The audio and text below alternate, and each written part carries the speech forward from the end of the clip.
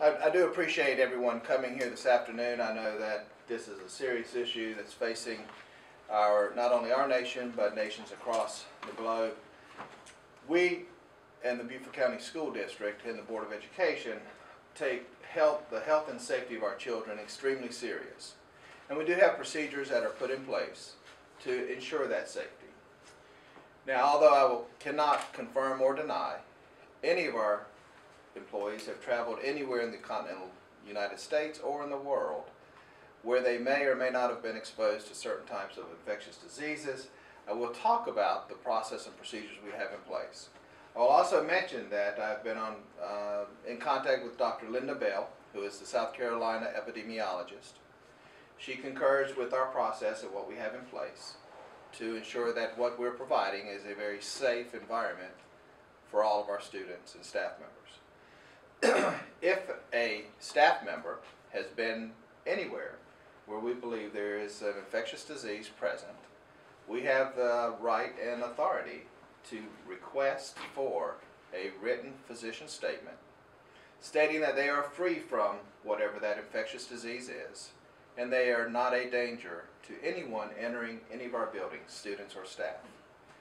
We invoke that when necessary, and we do have it invoked currently in our school district.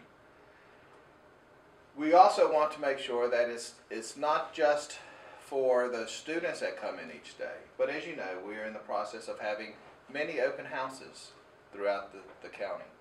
If we have suspicion or suspect that someone may have been have encountered such an infectious disease or any infectious disease, we also have protocol in place to ensure that they're not in the building at the time we have general public in the building until such time that they're cleared. So if you see individuals in our building, it's because we believe them to be clear of any infectious disease that would harm our public. Now obviously that's based on what we know. We also have a policy in place that requires individuals to inform us if they've been anywhere where any type of infectious disease exists, so that we can then invoke all of the protocols we have in place. So I'm going to stop right there and see if any of you have any follow-up questions. If you could speak specifically to the process, the procedure, what exactly is that process that you guys have in place? The process is once someone self-reports or we have knowledge that they may have been somewhere where there's an infectious disease, we no longer allow them to enter our buildings until such time they can provide a physician statement saying that they are clear of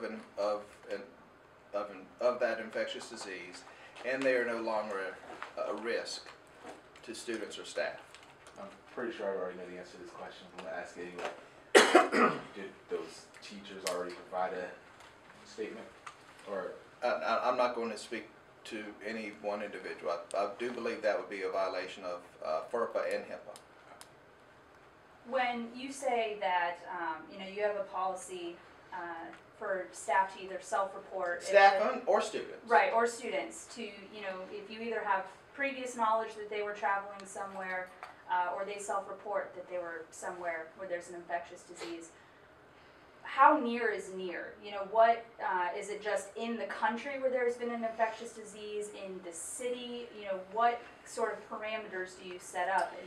Well, obviously DHEC and CDC have very specific parameters and very specific guidelines.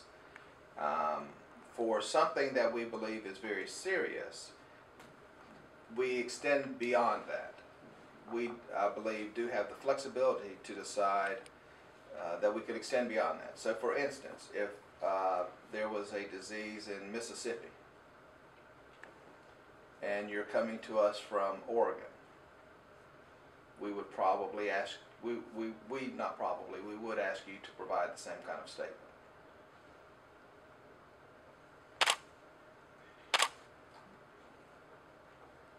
Can you tell us a little bit more? You mentioned a doctor at the beginning who you've consulted with or spoken with. Dr. Linda Bell. Okay, can you tell us a little more? I mean, just you Other kind than of outlined. she's the state epidemiologist, I can't tell you Well, and so you outlined the procedure that We you outlined here to us? we discussed the process that the state of South Carolina is taking. We discussed the process that the Department of Health and both Center for Disease Control have outlined. We recognize that what we're doing is above and beyond those requirements, but I do believe we're well within the board policy and the procedures to ensure we have a safe environment for all of our students and staff. That it's not too far outside the guidelines that it's not acceptable. She does know what we're requesting, so she's comfortable with what the process we have in place for infectious diseases. As of right now, at this point, all students, all staff cleared to start back school Monday. Would you be able to say To that? my knowledge, we do not have a student or a staff member that has an infectious disease. You know, school starts next week. Monday. Yeah. Are you surprised that, are you disappointed that all the focus is on this instead of the students getting back to school and ready for another school year? Well, it's not that I'm disappointed, and I'm definitely not surprised.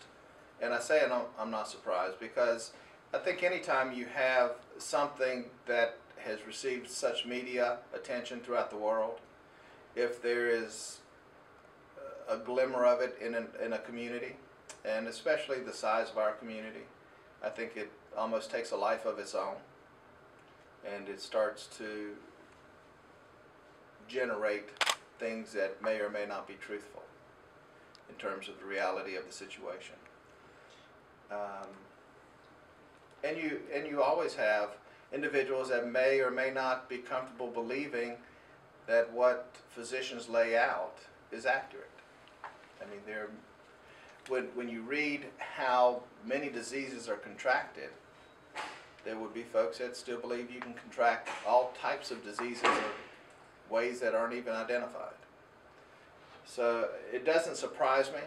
I would truly love the focus to be that we're getting ready to start the 14-15 school year and all the wonderful choice programs we have and all the great scholarship opportunities our students are participating in.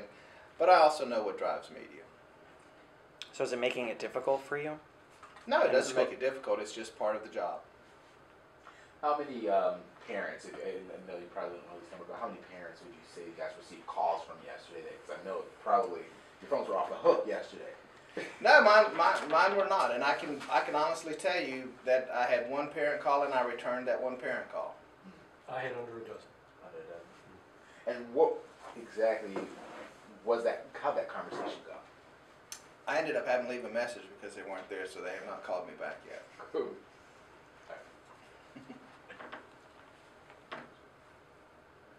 Do you understand, I mean, I know you said sometimes these things can take a life of their own, but I mean, do you understand the parent concern that is there? I mean, not at all saying that these teachers who've traveled there, you know, weren't doing noble or admirable work, but just wanting to make sure with this outbreak that is you know, spreading across the world, that obviously just want to ensure the health and safety of those teachers, of their peer staff, students, everyone involved? If your question is, do I understand parents' concern of the safety of their children, the answer to that's yes. I'm not going to speak to any particular situation or any particular circumstance, but if, as a parent, do I understand the need to ensure my 3 daughters are in a safe environment? Of course I do. What would the protocol be if a staff or student were to exhibit Ebola-like symptoms in class? If those symptoms are exhibited in our school district, we will follow the guidelines of the Department of Health and the guidelines under the Center for Disease Control. What are those guidelines? There's about 8 pages if you'd like for me to send them to you. Okay. I don't think you want me to read them to you. No, I just thought like they were. But I'd be happy to read them to you, but I don't know that you want to spend that much time with me talking about them. So come Monday, you're assuring parents their kids are going to be okay in the classroom? Yes, to my knowledge, we do not have any infectious diseases in our school system, to my knowledge. When you say you understand a parent's concern to want to make sure, their student is obviously in the safest environment possible, with that in mind, what responsibility do you feel you have to district parents to prove and show that their students are in the safe environment possible when there is a concern like this? What do you feel is your responsibility to provide to them to show everything is safe?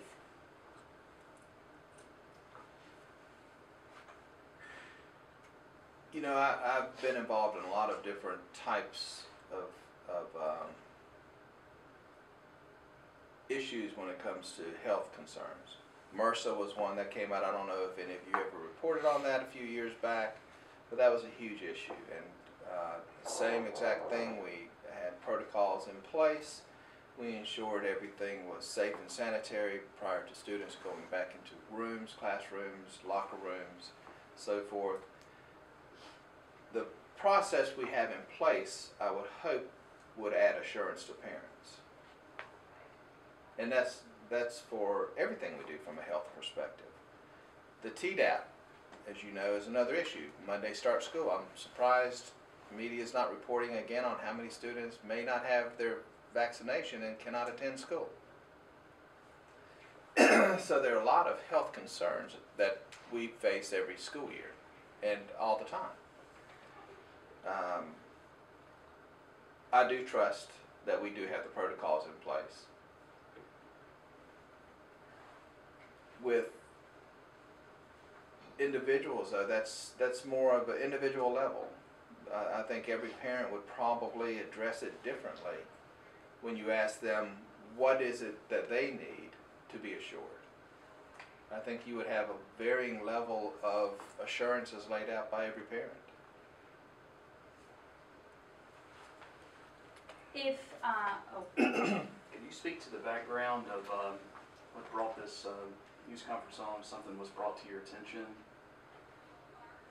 Well, I can tell you why I asked for the news conference today, and that's because I think if you don't address some of the things that happen within the media realm, the media takes on a life of its own. And that's not to say you guys are good or bad.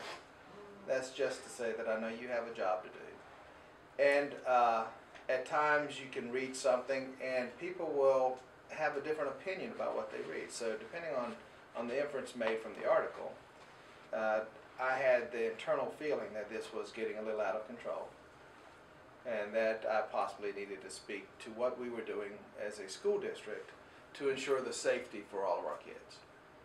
How do you have this conversation, if you guys would have to have this conversation with children? It would be different than speaking with an adult. Like when school starts back for each other, maybe a child that asks a question, reads the newspaper, or watches the stories. How do you guys educate children on this? Well, we have the benefit of students are still in health classes, so they do get to read a lot about the real facts and the real indicators for a lot of different diseases. So it's real easy to begin to have that conversation with students because you can build it into a curriculum. If, you said as part of that process, if a student or staff have traveled somewhere, that they may have been exposed to this, or they know there's an infectious disease there, and you require the physician's statement, showing that they've been cleared. How is the district, in wanting to make sure that they're cleared, saying it will, pay for any tests that need to be done to make sure that person is cleared, or providing any support there, or is that pretty much on the onus of that individual? Those are individualized questions that I'm not going to respond to because that gets into a person's financial standing, and I don't speak. So to there's that not publicly. just a blanket, you would always pay for a test if it needs to be done, or No, never no, pay, it would be a... That's an individualized conversation.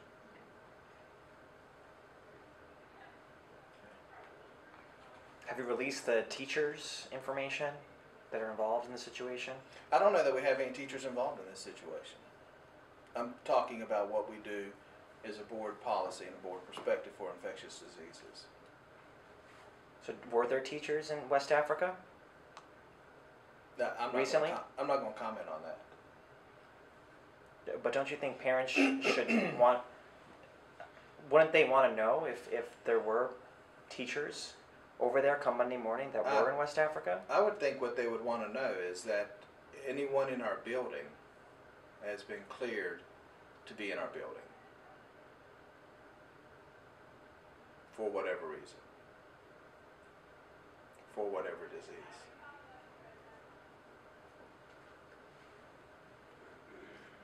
If you know, are saying obviously you're not going to comment on specifics or acknowledge or confirm that, you know, you have any teachers in this situation, what prompted you to raise this concern to the school board following its workshop on Saturday?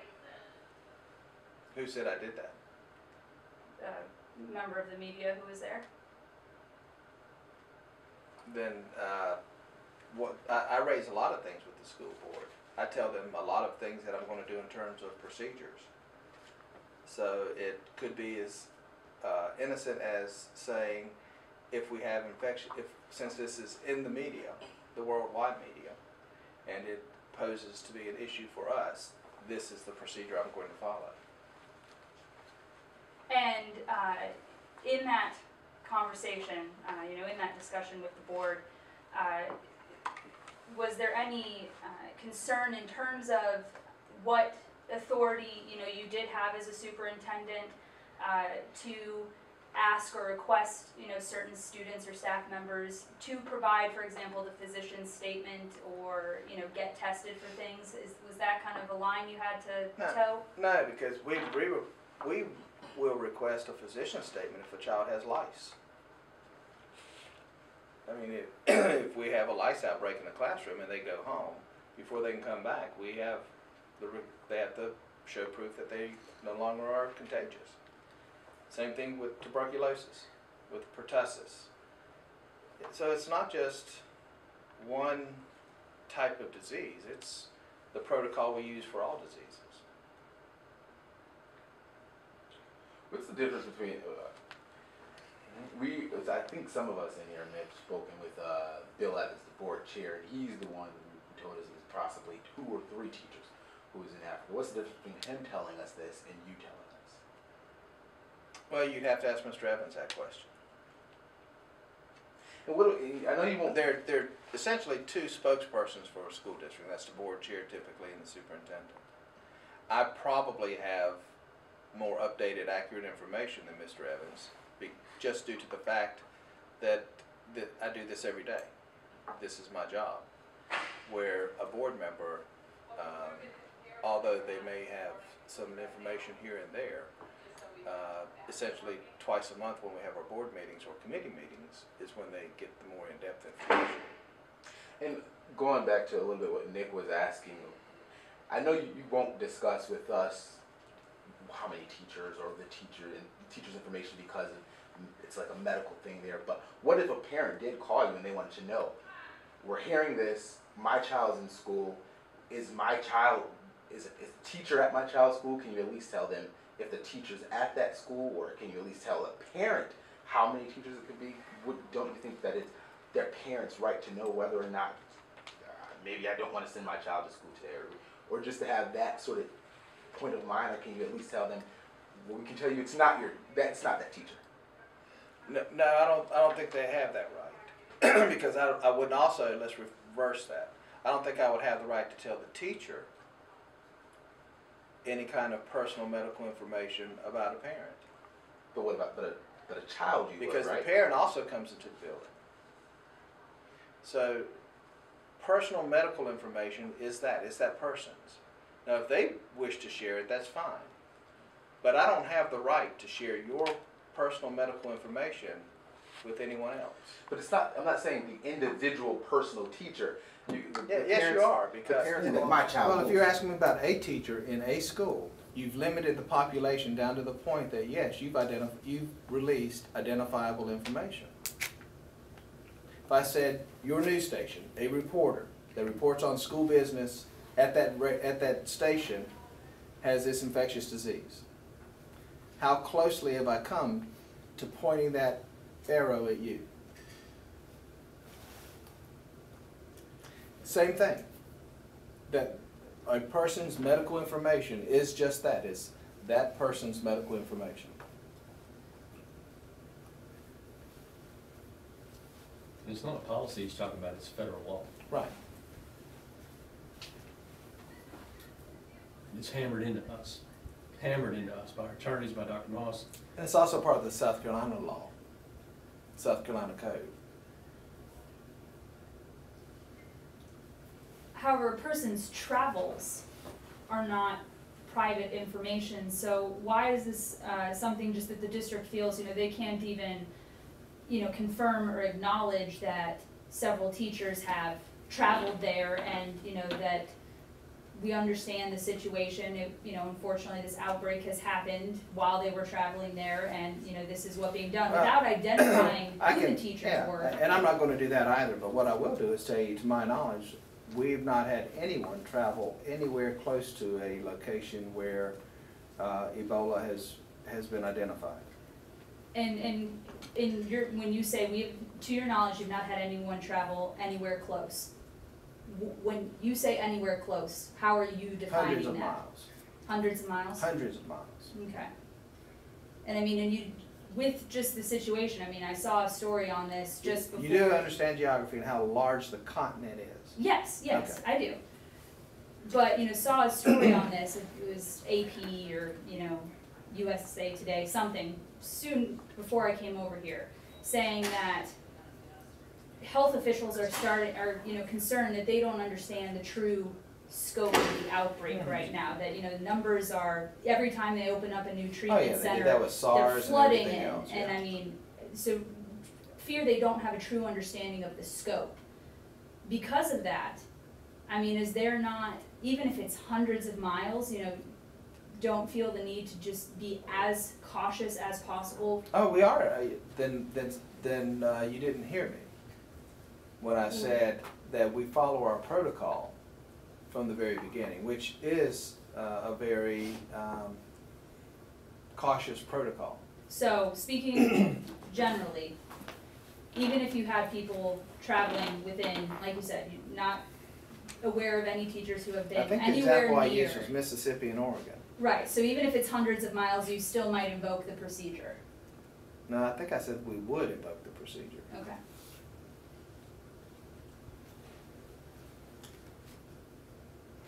But cannot say if you currently, No, right no, now I'm not or gonna recently have, okay.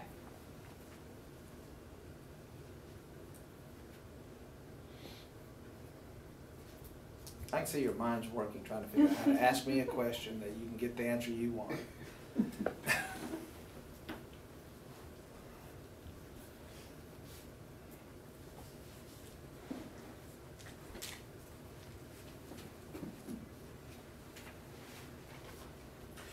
There's a Facebook page that says Our Journey to Africa, and there are teachers from Beaufort County on the page.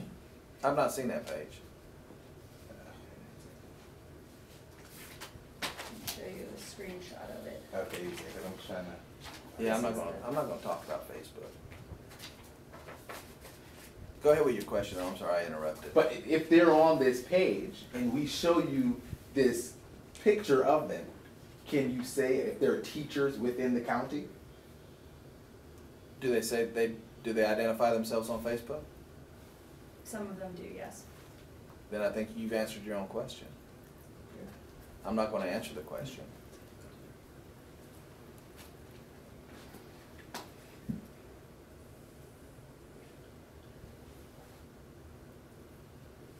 If someone presented that information to you, would you go to whatever employee it may be, or would you, for them to self-report it to you?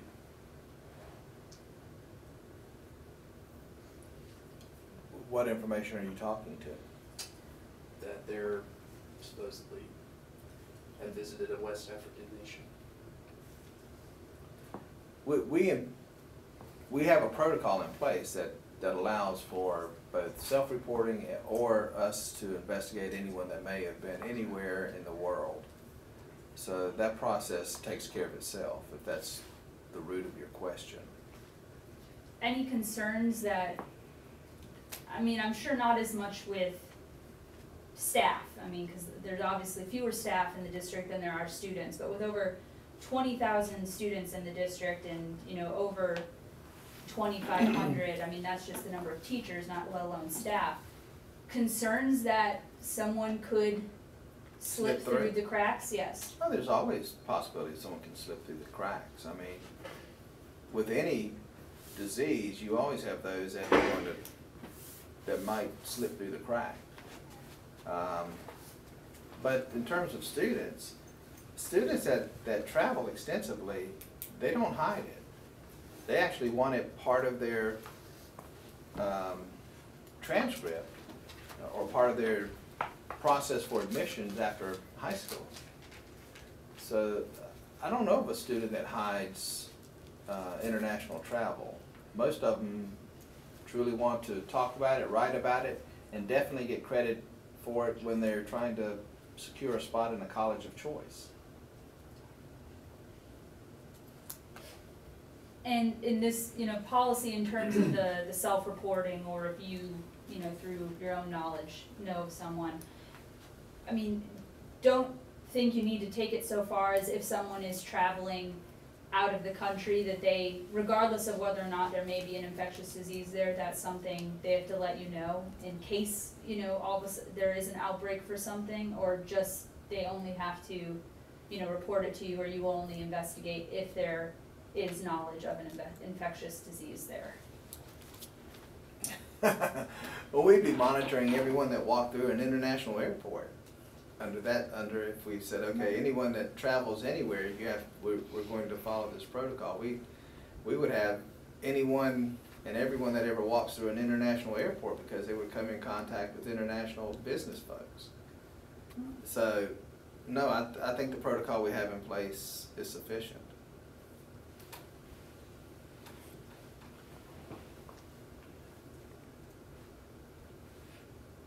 Are you discouraging people to go to West Africa, into those areas as a district? Do you No, discourage people to travel traveling there? Oh no, I think travel, missionary work, all of those are personal decisions that people make. And I think that's where that decision needs to stay within their personal beliefs or personal feelings, the feelings of their family, and anyone else that they may involve in making that kind of decision. The same thing with anywhere where Americans are at risk. I mean, that would be like, would I discourage someone from going to an Arabic country? Well, that's just as dangerous in some places, but that's, again, a personal decision. There's plenty of travel advisories, as you're aware, on the U.S. State Department website, very explicit, very detailed. I mean, I know you said obviously you are, you know, continuing to monitor and look at, you know, the CDC guidelines and recommendations.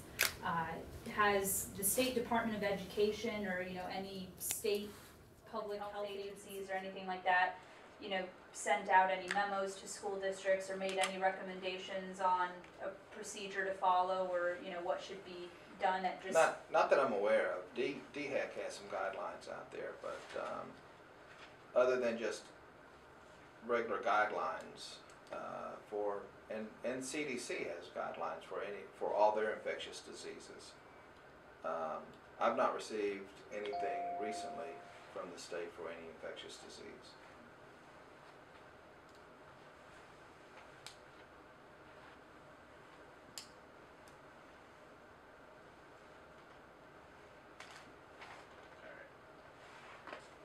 Anything else? I like this one-shot deal, by the way. So 1,000 calls throughout the day. The only thing I would add, Dr. Moss talked about procedures and policies in place here in Beaufort County, but if you guys could stress that there are other policies and procedures in place run through CDC in terms of screening people before they leave countries, at their connecting airports, U.S. Customs and Border Patrol once they get back here. So those are screening policies that take place by Over, governments that are over and outside above here. what we do. And it's been pretty darn successful. And you all may know that in the entire continental United States, we don't have a single case of Ebola being contracted inside the United States, not one. So we're certainly going to keep it that way.